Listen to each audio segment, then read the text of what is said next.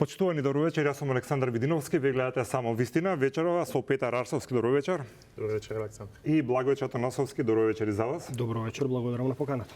Да ви се заблагодарам на што дојдовте. Вие сте наши, да речам, редовни соработници и ви благодарам што ја одвоивте и вечерова време да изанализираме работи, а ги има многу. И да речеме тематски некако одат на прашањата или темите кои што вие предпоставам имате многу знаење, не предпоставам, туку знам дека имате многу знаење. Ќе почнам со извештајот за Македонија. Европскиот парламент го изгласа и тоа што одвлече многу внимание, што остануваат во него историските прашања и сега дали има некаква реална политичка моќ или импликација тоа што остануваат историските прашања во текстот на извештајот? Прашањето ќе беше доколку се усвоеше амандманот и таа фамозна точка 73 се тргнеше од извештајот на Европскиот парламент, дали тоа за нас ке значеше дека можеме да го игнорираме вториот протокол? Секако дека не. Така што и внесувањето, останувањето на таа точка не менува ништо суштински во нашите евроинтеграции. Може би да беше исклучен тој член, ние ќе можевме символично да го толкуваме тоа дека вториот протокол не е неопходно технички врзан со процесот на преговорите, но и тој ќе остане политички врзан. Јасно е од риториката на Бугарија, па и од риториката на ЕУ, дека ние обврските на вториот протокол ќе мора да ги исполниме пред полноправното членство, без оглед на тоа дали ќе мора да одат паралелно со чаптерите и кластерите, но ќе останат наша политичка обврска. Во таа смисла, како што немаше да биде голема победа да се го елиминира, така не е ни голем пораз што е останат. Тоа е само референца во извештајот. Јас повеќе би бил загрижен за останатите точки на извештајот кои нотираат назадување во повеќе клучни области, одошто во оваа символична, која доколку не се смени преговарачката рамка и вториот протокол, секогаш можеше да се појави во извештај. Добро, Благо, чистото прашање за вас. Јас сметам дека Македонија како држава во однос на незините евроинтеграции речиси 20 години по добивањето на кандидатскиот статус, каде што не можеме да ги почнеме ефективно и ефикасно преговорите со Европската унија, односно да влеземе на ново ниво со Европската унија, ние сме доведени до една пат или мат ситуација во која како општество, како нација, како граѓани мораме едноставно да седнеме со смирени глави и да размислиме што понатаму. Тука ќе споменам иницијативата на претседателката и лидерка на ЛДП Моника Зајкова, воедно и пратеничка, каде што мислам дека излезе со иницијатива конечно да се најде и усогласи национален и државен консензус меѓу сите политички чинители и актери, почнувајќи ако сакате од претседателката на државата Гордана Силјановска Давкова, власта како креатор на надворешната политика, го повика и лидерот на опозицијата Венко Филипче, министерот за надворешни работи и трговија Тимчо Муцунски, односно како држава да седнеме, да конструираме наш заеднички национален консензус околу тоа како ќе настапуваме визави преговорите со Европската унија, бидејќи сме сведоци како држава и како општество дека ние сме исправени пред еден предизвик дали ние воопшто можеме понатаму да претендираме на полноправно членство кога имаме ситуацијата со добро фамозниот и познат така наречен француски предлог и сите тие одредби кои беа изгласени во Бугарското народно собрание и во Македонското собрание за волја на вистината од претходната влада предводена од СДСМ и од ДУИ, каде што оваа нова, не нова, туку оваа друга политичка власт предводена од ВМРО, ДПМН и ВЛЕН, условно кажано не се согласува со тие одредби кои на жалост или на сурова реалност се уште остануваат како пречка исправена пред нашите евроинтеграции. Добро, дека денеска гледаме дека и власта и опозицијата секој од своја така е, извештајот за кампи политички. Па тоа сакам да кажам, значи не нешто суштински да видиме. Тоа е трагедијата, бидејќи и од челниците од самата Европска унија, ако сакате и примерите од поранешните постсоцијалистички држави од источниот Варшавскиот блок, кои денеска се полноправни членки на Европската унија, каде што влегува во далечното европроширување од 2004 година, сите велеа дека имало национален консензус меѓу политичките елити во тие држави, усогласено дека без разлика како и да се менуваат левицата и десницата во тие односни земји на власт, секогаш приоритет биле Европската унија. Декларативно и вербално тоа е така кај нас и владеачката конзервативна десна партија ВМРО, ДПМН и левицата Социјалдемократскиот сојуз на Македонија декларативно се за Европската унија, но гледаме дека немаме суштински национален консензус како да дојдеме до нашето финално членство во Европската унија, односно како да стане не само полноправен член, туку да ги продолжиме блокираните европреговори. Што сакам да кажам? Мислам дека премногу општествена, политичка, но и општествена и граѓанска енергија трошиме и на дебати, и на меѓусебно обвинување меѓу власта и опозицијата. Гледаме дека другите држави од нашето најблиско соседство напредуваат на патот кон Европската унија. Примерот е на Црна Гора, која најверојатно ќе стане и на 28 полноправна земја членка на Европската унија. Не би шпекулирал Албанија кога нашиот западен сосед би станала, но ајде да се согласиме дека државите од нашето поблиско обкружување од така наречениот Западен Балкан има, да речеме, интензивна европреговарачка позиција за разлика од нас кои стоиме блокирани. Меѓутоа прашањето ми, во ред, нашите соседи имаат консензус околу европски интеграција, линеарно се движат, меѓутоа кај нас е тоа прашање можеби повеќе или помалку емотивно, бидејќи кај нас тој европски пат не беше мазен, помина Преспански договор, сега ова со Бугарија, практично теми кои што се емотивни за граѓаните, кои што политичките партии ги исползуваат за вакви или такви политички, за вакви или такви политички поени, така да колку ова компарација со другите земји можеме да ја земеме како релевантна, бидејќи уникатен на нашиот пат на некој начин. Така е, уште повеќе треба да ја земеме за релевантна од проста причина што ние како држава која најемоционално имаме проблем со нашите евроинтеграции, бидејќи ни се наметнувале услови, прво промена на името од страна на нашиот јужен сосед, сега имаме историско-идентитетски проблеми со нашиот источен сосед на патот кон евроатлантските, тогаш сега европските интеграции. Нужно и суштински битно е да имаме национален консензус меѓу сите политички елити и актери, тоа прашање да не се злоупотребува, апропо на тоа што вие велите дека најемоционално е прашањето. И затоа велам, државотворно да се поставиме, конечно сите општествени чинители кои активно учествуваат во креирањето на таа политика. Бидејќи веројатно дека треба консензус да има, мислам, тоа е најмалку што може да дека политичките елити не се доволно државотворни и свесни да свата дека не треба да ги злоупотребуваат емоциите на граѓаните во однос на овие прашања, меѓусебно на дневна основа да се обвинуваат кој е предавник и кој е патриот. Добро. Уште само ова да кажам, како што кажавте и во Бугарија и во Грција, во вашето студио постојано сум велел, имало национален државен консензус меѓу сите политички елити во однос на нивните надворешно политички прашања, вклучително и прашањето за Македонија, како што го велат во Грција и во Бугарија, а ние, каде што на наши плеки се прекршуваат сета таа непринципиелна политика и на Грција и на Бугарија во однос на блокадите на македонската евроинтеграција, не изнедривме и не успеавме да најдеме општествен пред се политички консензус како да настапиме унисоно како држава и како општество пред се како политичка, да речам, конјунктура визави барањата на Бугарите и на Европската унија, односно да имаме унисон став. Добро, зошто? Политизирано е тоа прашање.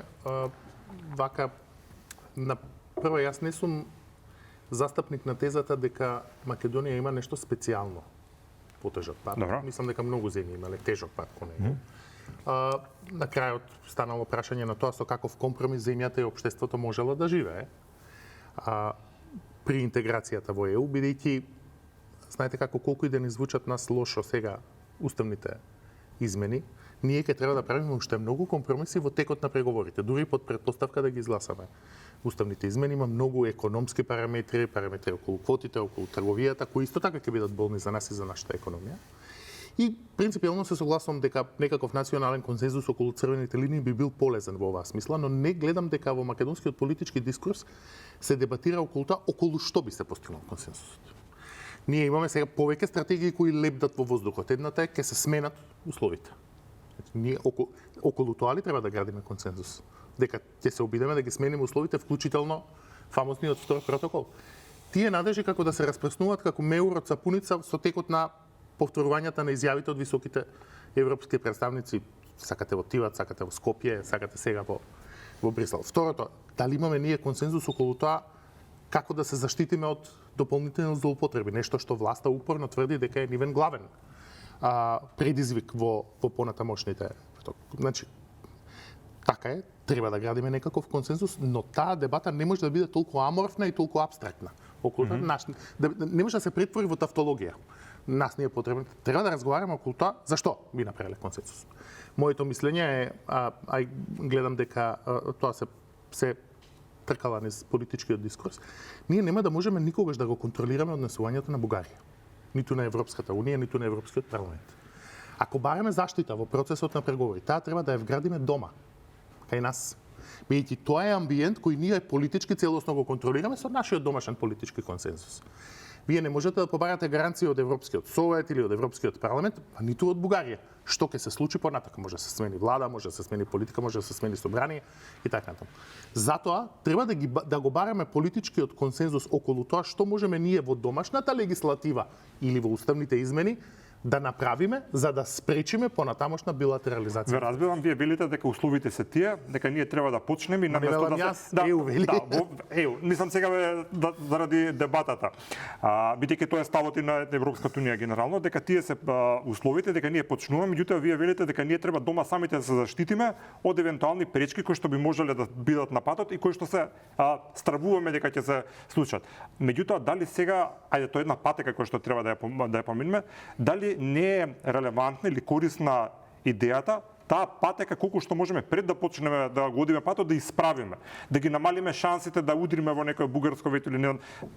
Сакам да кажам дали и таа борба легитимна на некој начин. Треба да ја исправаме колку што можеме, но ја исправаме без малку една деценија. До кога ќе чекаме ние да се исправи? Ние не можеме да добиеме значи почнувањето на преговорите е упис на факултет, не диплома. Од уписот на факултет до диплома има уште доста учење. Кога ќе имаме ние еден период во кој ќе кажеме добро, исправавме, да ја искористам твојата терминологија. Исправавме колку што можеме, сега е на нас да одлучиме дали волку исправениот пат ќе го зачекориме или не. Ние не можеме да исправаме во бесконечност. Не, апсолутно, мислам тоа е. Кога зборувам да бидам колоквијален и конкретен, на пример, може ли Македонското собрание заедно со уставните измени да изгласа лекс специјалис двотретински кој ќе обврзе било која наредна влада да ги прекине преговорите ако има нови билатерални пречки надвор од Копенхашките критериуми? Таа истата гаранција која бараме оваа идеја па ќе речат па не идејата одма да удириме на бугарско вето и да се откажеме, ништо не сме направиле тоа. А што е прашањето дали која е разликата дали бугарското вето ќе се тепаме за бугарското вето во Советот на Европа или ќе се тепаме дома? Таа гаранција која бара таа гаранција повеќе може да се исполни дома одошто во Брисел. Ние истото тоа од Брисел го бараме. Но Брисел не може на тоа да се обврзе. Океј, ако не може Брисел да се обврзе на тоа, да се обврземе барем ние, дека ќе го заштитиме процесот. Може би тоа не е најдобрата идеја, но мислам дека фокусот треба да не биде околу тоа како дома да го заштитиме процесот. Реверзибилност, па дури одложено дејство. Треба да престанеме да ја гаиме илузијата дека, и тоа е поврзано со денешниот извештај, дека ние ќе можеме дека би добиле подобра преговарачка рамка и дека вториот протокол ќе можеме да го елиминираме од условите. Јас имам впечаток дека нашите политички елити кога говорат за тоа дека не сакаат нови услови, всушност мислат не сакаме да ги исполниме ни овие во вториот протокол. И мислам дека од таа илузија треба да се откажеме и да видиме како општество, и тука се согласувам, околу тоа треба да имаме некаков национален консенсус, која е цената со која сме подготвени да живееме.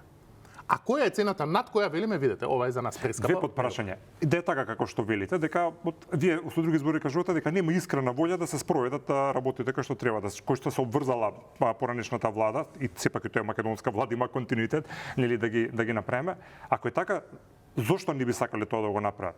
Мислам, Европската унија сега практично да зборуваме е совршена алатка побрзо да си ја развиеме државата, која што си да ја сакаме. Нели? Затоа што недостасува, затоа што е се уште високо политизирано прашање, на тоа се уште може да се цеди политички рейтинг и преземањето таа обврска значи да го испотите, извинете, задникот во правењето на реформите. Еве ќе ве прашам, што не спречува нас да ги правиме структурните реформи, реформите за кои е 90% од извештајот, независно од тоа дали ги имаме направени уставните измени или не.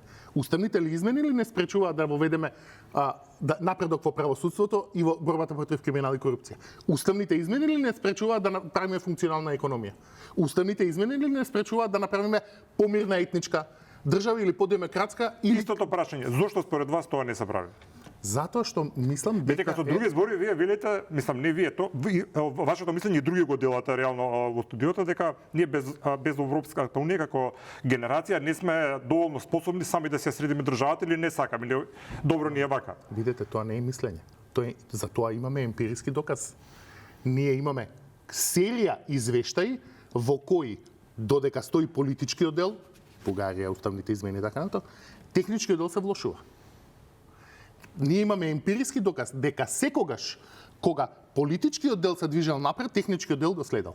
А кога политичкиот дел стоел, кога немало политичка волја за политичкиот дел за приближување кон ЕУ, техничкиот дел се влошувал. Утопија ако се надеваме за двајцата ова прашање, утопија ако се надеваме дека ние можеме да ги почнеме преговорите еден ден да станеме дел од Европската унија со политичка одлука и да се бајпасираат некои работи. Многу е за тоа не е Бидејќи тоа се случило. Не е невозможно, но имајте предвид дека за тоа нашата ситуација дома би требало да изгледа како сегашната ситуација во Украина. Да, тогаш може да. Така е. Да, тогаш. Значи треба да имаме толку голем безбедносен или геостратешки проблем за кој овие работи ќе станат неважни, но тоа мислам дека не би било полезно за Македонија. Добро. Тоа сакав да кажам.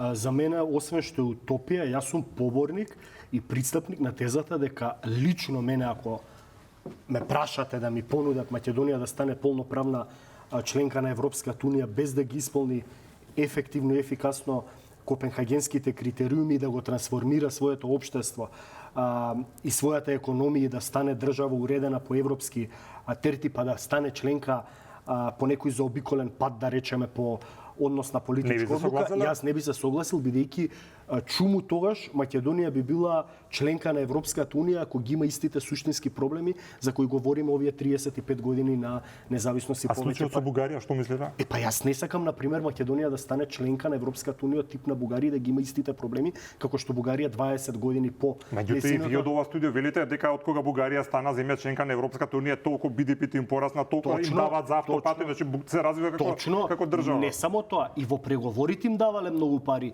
за развој на државата, ама Бугарија се уште се соочува, да речеме, со истите проблеми кои ги имала 90-тите. Сега Бугарија од 90-тите години, која била една од најзабаталените и најкатастрофални држави на Балканскиот полуостров, благодарение на таа интеграција во Европската унија, направила извесен напредок. Бугарија не станала на ниво на Луксембург или Република Ирска или Данска или некој од најразвиените земји од Европската унија, но ете Бугарија и Романија се таков тип на пример на држави кои, како да кажам, на брза пруга со брз експресен воз само за 4-5 години колку што преговараа, мислам дека од 2001-та, во 2007-та стана со низа на проблеми кои ги влечат и до ден денеска во однос на корупцијата и организираниот криминал. Мене ако ме прашате, Македонија кога би ги почнала евентуално преговорите со Европската унија, многу подобро е да преговари 10 и 15 години, како што еве Црна Гора преговара со Европската унија, и суштински да се променат работите во однос на тие сфери во тие области, граѓаните на вистина да видат напредок во однос на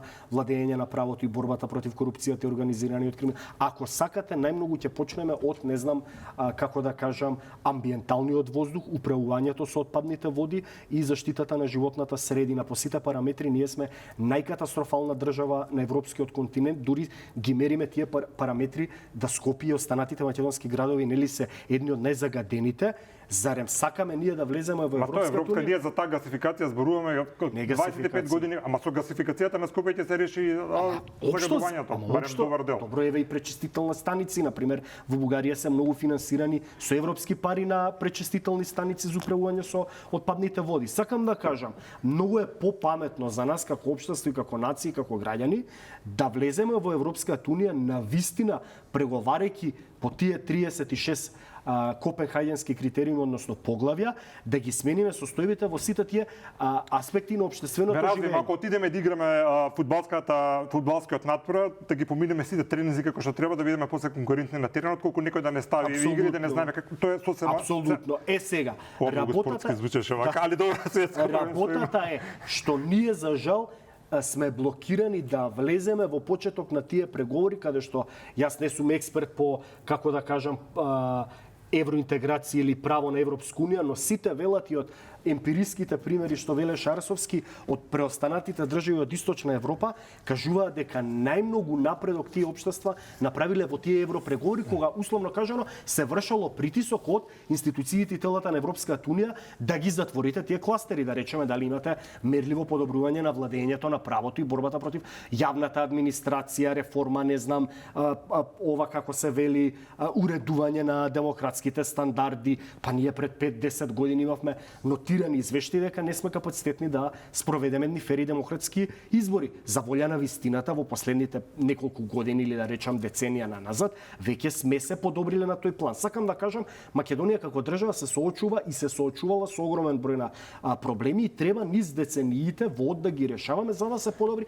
животниот стандард. Како тоа ќе оди на крајот на денот, па и ќе зависи од институционалниот капацитет и на политичката како да кажам елита која управува државата во однос на преговорите со Европската унија, независно дали е ВМРО, ДПМНЕ, СДСМ или некоја друга политичка опција на власт, во однос на сите чинители во граѓанскиот сектор, во администрацијата. Тоа е еден процес, едно патување каде што ние треба да се промениме, трансформираме и реформираме како општество, исполнувајќи некои стандарди. Надвор од умот е да ние мислиме дека Македонија еден ден ако стане полноправна членка на Европската унија би заличила, не знам, на Луксембург, на Ирска, на Белгија, на Холандија, апсолутно не. Но барем да биде степен многу подобро од тоа што го живееме овие 30. Не, мислам барањата и на граѓаните, мислам знаете уште на какво ниво се, ако може. Затоа велам, никој не е наивен. Канализација да имаме сегде да дишаме воздух, мислам на многу ниско ниво. Да, и затоа велам никој не е наивен од нас да поверува дека ние ќе станеме. Меѓутоа овие европска приказна, мислам дека многу малце го анализираме однесувањето и мислењето на граѓаните. А нивното расположение секако има влијание големо за тоа како политичките партии ќе настапуваат. Кажавте вие се грижат секако за својот рейтинг, да не изгубат власт и така натаму, размислуваат и за следните избори. Како е расположението на граѓаните, бидејќи анкетите се, знаете, дека се за Европската унија, дури има и зголемување на процентот кој што позитивно гледа, меѓутоа неќат да ги има изголемување на процентот, но ние кои ги одбиваат сегашните уставни измени. Да.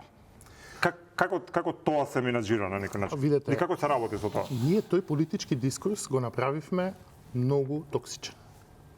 Не разговараме ние за вистинските опции пред нас и политичките партии многу лесно посегнуваат по таа реторика, вклучително и реториката против Бугарија за кој светочи овој инцидентов сега.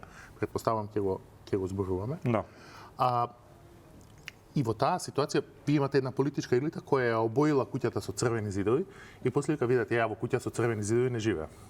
Значи мора да направиме една деескалација на политичката реторика околу тоа и вистински да им објасниме на граѓаните што треба да очекуваат од процесот, што не можат да очекуваат од процесот. Ама не веруваат, господин Арсовски. Како да веруваат, бидејќи сега се ставам на нивна страна, бидејќи сакам да ги разбереме кога знаете што се случува околу Преспанскиот договор, со референдумот, какви ветувања дава и од ова студио, правев исти такви анализи со влегувањето на НАТО, ќе дојдат странски инвестиции, државата ќе живее подобро и така натаму и ништо не се случи.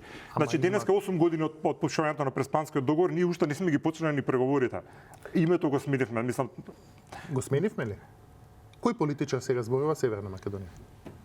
Како не го во денешно време? Кажете ми еден политичар од сегашните функционери кој го користи сменетото име.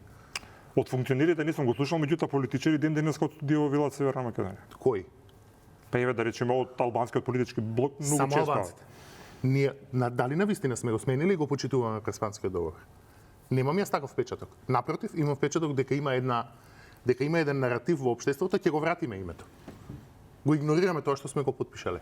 Таа искреност, бидејќи недостасува дома, не може да ја очекувате да имате повеќе од меѓународната заедница. Нашите политичари не се искрени со сопствените граѓани, а очекуваме дека ЕУ ќе биде целосно искрена со нас. Па тие не гледаат дека сме ние во основа адолесценти и разговараат со нас како да сме адолесценти. На крајот на криштата чувствуваме еден страф од политичарите од преговарачкиот процес. Ти викаат зашто да влеземе во преговарачкиот процес кога Бугарија ќе не сочека, извинете да бидам колоквијален, на следната кривина. Па тоа ви е работа. Тоа ви е работа да влезете во процесот, Бугарија да ве сочека на следната кривина и вие да се борите против тоа. Тој како пливач да каже видете мене ја да не влагам ова езеро, може да има бранови. Па ти што си, пливач си или што си? Како така? Потоа, истовремено, мислам дека и тој страф постои. На крајот на криштата, прифаќам, граѓаните се против уставните измени. Политичките елити се против уставните измени. Дајте да побараме нова преговарачка рамка. Немојте да не држите во ова недефинирано лимбо. Како? Преговарачките рамки многу, извинете, многу земји ги имаат сменето. Ако политичките елити кај нас сметаат дека можат да добијат подобро решение од ова што е сега, тврдејќи дека е ова катастрофа, бујрум дечки. Ништо не ги спречува во тоа. Кажавте пријатка. Ама ние имаме, извинете, ние Не, имаме не, една позиција. Ниту ќе го спроведеме, ниту ќе ја спроведеме преговарачката рамка, ниту ќе ја менуваме. И ние таково статус кво лимбо тераме со децении. Тоа не го прифаќам. Добро, а кажавте дека евроинтегративниот пат и отстапките кои што ги направила државата, дека не се некаков исклучок, дека и други држави. Така е. Да. Тоа е ваше мислење секако, меѓутоа еве кажете ми дали која друга држава направи отстапки големи колку што ја направи нашата земја и која конкретно? Еве Албанија да речеме или Црна Гора. Видете, Албанија сега ќе мора да се откаже од тој проект заради ЕУ. Кој Од проект? проектот за на зетот на Трамп. На Кушнер. А се друго хотел Тоа е што треба прво. со басейн за пет друго име на држава. Значи, многу земји имале билатерални спорови при влез на ЕУ кои ги решавале во текот на преговорите. Хрватска и Словенија. Словенија и Црна Гора сега. Словенија и Хрватска на арбитража си отидоа и си тераат работа Ајде, културно. Ама не можеме ние да отидеме на арбитража кога е тоа во преговарачката рамка. Ние можеме да одиме на арбитража ако ја прекинеме преговарачката рамка, ги прекинеме преговорите, побараме нова и одиме на арбитража. Господин Арсовски, од денешна перспектива, грешка е што прифативме ваква преговарачка рамка? Според вас? Не знам, значи вака. Мислам дека во тој момент беше феноменално постигнување што и оваа ја добивме. Ние сме заборавиле каква беше почетната позиција на Бугарија во преговарачката рамка и како изгледаше процесот оваа преговарачка рамка да се усвои. Бугарија имаше државна стратегија ние да не го почнеме процесот. Сметајте дека така ќе не дестабилизира, дека ние ќе станеме послаба, значи да не тргне надвор од процесот. Почетната Зошто позиција, мислите дека нешто се сменило сега? па затоа што Бугарија прифати преговарачка рамка за преговори. Во која тогаш Во која што рековте дека може уште милион пати да не блокира и да го оствари првичната цел која што им била, да не дестабилизира, да не ослаби и така натаму. Видете блокади на граници утре за утре кои ќе има прават. така. Дел од граѓаните на источниот сосед не сите, фала Богу. Па видете, не мислам дека треба да го мериме се скокаме, ај sad да довршам за првото, говори па ќе тоа, малце и за па ќе се- динамика. Мислам дека тогаш преговарачката рамка беше најдоброто што можевме тогаш да го добиеме. И таа се случи, ако се сеќавате, во распаднат бугарски парламент. Владите, целиот бугарски парламент си даде, владата си даде оставка, немаше бугарски. Некако меѓународната заедница ја натера Бугарија да прифати преговарачка рамка таква како што е. И тогаш уставните измени по декларациите на сите политички партии беа најмалиот проблем. Поголем проблем беше дали ќе стоат знаците бугарски фашистички окупатор, што ќе се случува со јазикот за кој Бугарија тврдеше дека не смее да се спомене во преговарачката рамка. Уставните измени тогаш Максималистички барања. согласно сите партии беа најмалиот проблем. Не се проблем бугарите во устав, дајте овие други поважни работи да ги решиме. Ги решивме поважните работи, сега веќе никој не избори за тоа, сега уставните измени се најголемиот проблем. И да, сега после толку време уставните измени не се веќе единствениот проблем. И за тоа треба да бидеме Што е честни. нов проблем? Јас мислам дека и да ги направиме уставните измени, ќе мора да го почитуваме и Преспанскиот договор. Зошто Грција би не толерирала за тоа? Па не гледаме дека нешто многу се бунтуваат. Па не се бунтуваат затоа што се однесуваат како Примерот возрастни имаше изјава меѓутоа. дека со Мицотакис како што ако добро слушнам Знам. дека се виделе, се разговарале дека се Знам, но имајте предвид дека и во Грција некогаш ќе се случат избори. И во Грција ќе се случи некогаш политичка криза. Овие работи се толку податливи за политичарите, како што Бугарија е податлива за нашите политичари, а ние податливи за нивните политичари да го истурат целиот политички витриол, така истото може да дојде време во кој и во Грција тоа ќе се случува. Големото прашање ми е сега да го скратам, тезата која што се турка дека слепото испорачување како што велат на се што е побарано од нас до сега покажало дека не вродило со нека голема, се зборам за европска интеграција. Дајте да бидеме условно кажано како што велат некој лошото момче, покрај тоа што ми е многу не ми се допаѓа тој термин, меѓутоа ете да си останеме на нашето па да видиме што може да направиме. Колку тоа нема да го наречам коцкање, туку промена можна на стратегијата може да се одрази позитивно или негативно. Па може да се одрази според мене само негативно од проста причина што го имаме пред очи проблемот со јужниот сосед. Ни фали уште еден човек вечерва. Да има спротивно мислење. Еве се трудам да давам се од себе. Не, сакам да кажам, еве, например, практиката од проблемот со Грција нам ни покажуваше дека колку повеќе ние, условно кажано, го одложувавме решението прифатливо под наводници меѓу Македонија и Грција околу така наречениот проблем со уставното име на Македонија, тогаш Република Македонија, толку се полоши преговори, односно позиции имавме и предлози од меѓународната заедница добивавме, затоа не можам да сведочам, но повозрасни политичари, актери и креатори на македонската политика, чинители од 90-тите години, ќе ви кажат дека тогаш се разговарало само за промена и замена на референцата БРМ, а не за ергомнес решение. Односно, сакам да кажам, одбивањето ние да го прифатиме условно кажано, тој предлог нам не чинеше 28 години, како што кажавте на денешен ден, пред 8 години е подпишан Преспанскиот договор, менување на уставното име за севкупна употреба. И покрај тоа што нашите политичари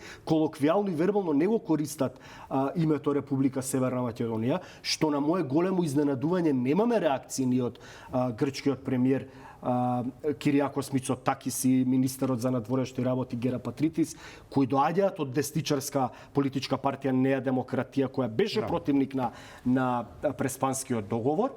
Точно е, ама институционално Македонија се вели и во внатрешните документи Република Северна Македонија. Сакам да кажам, ние можеме точно, да предпоставиме дека ќе бидеме лошото момче и не ги прифаќаме сите тие уцени, диктати кои ни се наметнуваат прво од јужниот, па сега од источниот сосед, но што добиваме со тоа? Дали на тој начин ние ќе ја постигнеме максималната наша цела, тоа е интеграција во Европската унија, претходно во НАТО, видовме дека не можеме, бидејќи за моја најголема жал, 100 пати во вашето студио сум кажал дека принципот на одлучување за прием на нови земји членки во НАТО алијансата и во Европската унија е консензуален од сите земји членки и дека, како да кажам така, полусрамежливо се разговара дека тој принцип треба да се промени, да биде со двотретинско, а не со целосно мнозинство усогласено со сите земји членки на НАТО, алијансата и на Европската унија, но гледаме дека па не се случува тоа. Тоа се шпекулираше во јавноста, да не го променуваме името за да влеземе во НАТО, да почекаме НАТО алијансата да го смени начинот на одлучување за прием на нови земји членки со двотретинско мнозинство. Многу е далеко од тоа. Сакам да кажам, да земеме легитимна политика да биде дека ние сме лошото момче, одбиваме да ги прифаќаме тие диктати. Што останува како алтернатива? Да бидеме закочени во однос на нашите европски интеграции, бидејќи веќе де факто сме членка на НАТО алијансата и мислам дека враќање назад нема. Сите тие бабини деветини дека може да го вратиме уставното име, да го поништиме Преспанскиот договор, да излеземе од НАТО алијансата, мислам дека се граничат на, да не бидам вулгарен, но најмалку на рациото. Сакам да кажам, нашето членство во НАТО веќе сме го реализирале, останала уште едната стратешка цел, тоа е полноправното членство во Европската унија. Не одиме во Европската унија со овие поставени услови, да речам диктат, уцени, тормозење, ако сакате, од источниот сосед Бугарија. Европската унија е беневолентна, не врши некаков притисок врз својата земја членка Бугарија, да рече дека не е во ред таквото однесување врз една помала, 5 пати помала по територија и по население држава која е апликант и кандидат за членство во Европската унија, и го поставуваме клучното суштинско прашање. Што правиме како алтернатива, како општество, како држава, како нација? Дали ние можеме во децениите кои следат пред нас да изградиме едно функционално општество, демократско, мултиетничко општество, просперитетно општество, со подигнување на животниот стандард, каде што граѓаните нема да се селат, ќе ги решаваме проблемите со загадувањето, корупцијата, Сакам да кажам, дајте и да изградиме таква стратегија. Не подклекнуваме на тие уцени, како општество, како политика и како држава и како граѓани да се договориме. Оваа година на 8 септември славиме 35 години од независноста. Сите мислам дека максимално сме разочарани што тоа како нација, како држава и како политички елити направивме сами од себе во овие 35 години од 8 септември 1991 година па нааму. Дај да направиме договор што ќе направиме од таа, да речам, пресечна точка на 8 септември 2026 година до 2071 година во наредните 3,5 децени. Дали ќе ги подобриме сите овие состојби за кои говориме дека се катастрофални, или како што каже еднаш лидерот на Дуја Али Ахмети, ќе тераме како до сега. Јас мислам дека ќе тераме и бетер.